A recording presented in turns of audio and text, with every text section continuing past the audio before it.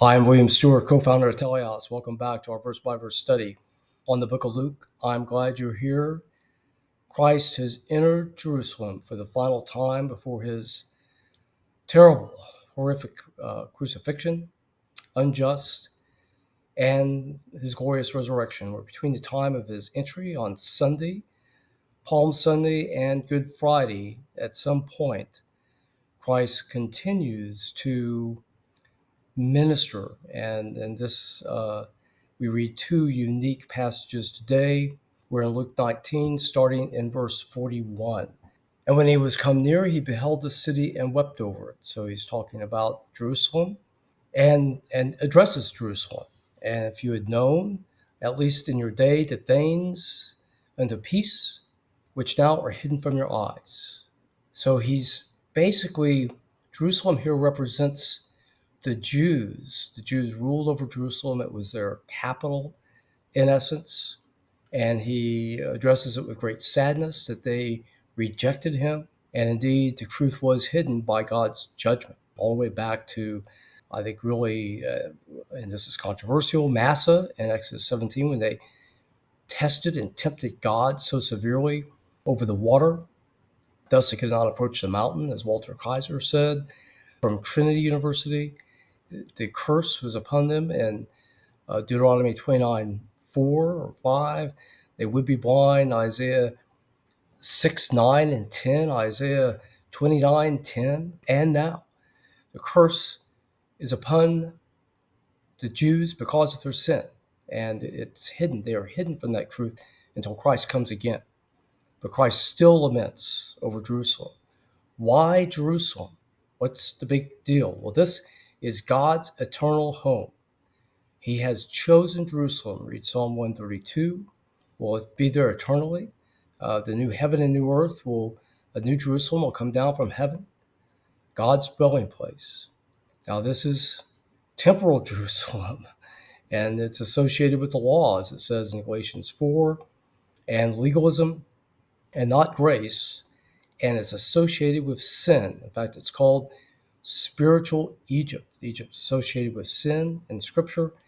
Read Revelation 11, I think verse 9. And it crucifies Christ, as we'll see coming soon.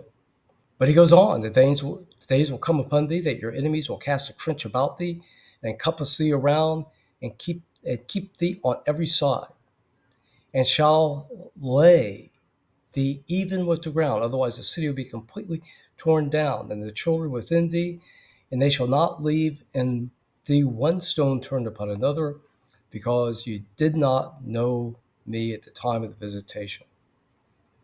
Wow, a terrible prophecy about Jerusalem.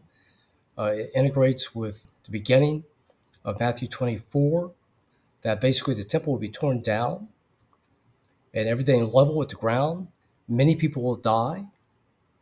There'll be a trench. They'll be under siege, and a trench will encompass around it the city with an army. Now, when did this occur? Most people would think at time of the first rebellion of the Jews between 66 and 70, when the Romans came under Vespasian and ultimately completed under his son Titus and destroyed Jerusalem, AD 70. They see this as a completion of this prophecy. It's a little controversial. Some might see it at another time. It might be end times as well, as the temple might have been destroyed or might be destroyed by the Antichrist in the second half of the 7-year tribulation. So it could be a telescoping prophecy with two fulfillments near and far. But most would agree this would be 70 AD and the destruction of the temple. Indeed, not all fulfillment of prophecy is detailed in Scripture, like the destruction of Babylon. Okay, so then next, he cleanses the temple. Famous story. Christ goes in verse 45 to the temple, cast out them that are therein, and them that sold, and them that bought. So the people who are selling and buying is probably in the outer court of the temple. And he says unto them, my house is a house of prayer, and you made it a den of thieves. This is from Isaiah 56 or 56:7, I believe. This is the part of Isaiah talking about the ministry of Christ, generally in his first coming. So what's the point here? Christ is supposed to be somebody who didn't raise his voice. I guess he didn't say he did. Peace, a man of peace, a God of peace, God-man of peace. So at this point, he does. He becomes righteously angry and shows his wrath.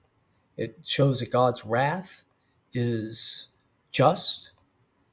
It produces punishment fitting the wrath, and then ends. So I think it may portend the coming wrath upon Jerusalem at the end of the age, or perhaps the destruction of Jerusalem. We don't know. I think, secondly, it might portend or show, demonstrate Christ's authority over the temple and over the Jews. As wonderful as the temple was, the law and the temple do not supersede God. Christ has come to bring the kingdom and fulfill the law, and his authority and his word supersedes what was there before. Revelation has progressed. The law is ended. Now we have the law of Christ, his way, as the epistles say, and soon will be the time of the church after his death and resurrection. So this is an important statement, I think, to Jerusalem of what awaits them and Christ's authority. Verse 47, he taught daily in the temple, but the chief priests and the scribes and the chief of the people sought to destroy him. They could not find a way. They could not find what they might do, for all the people were very attentive to hear them. So Christ remains with his popularity. After entering, the people are still on his side. It makes the chief priest afraid. They want to destroy them to protect their power and money and their position with the Roman Empire, and they haven't yet found a way to do it. Okay, so what have we seen today? We see Christ lamenting over Jerusalem and their sin, earthly Jerusalem, Jerusalem of Mount Sinai, as Galatians 4 said.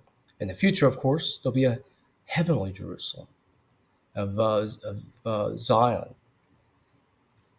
We also see the cleansing of the temple, Christ demonstrating his authority and his righteous wrath, perhaps predicting more against the people selling and buying at the temple according to the world system.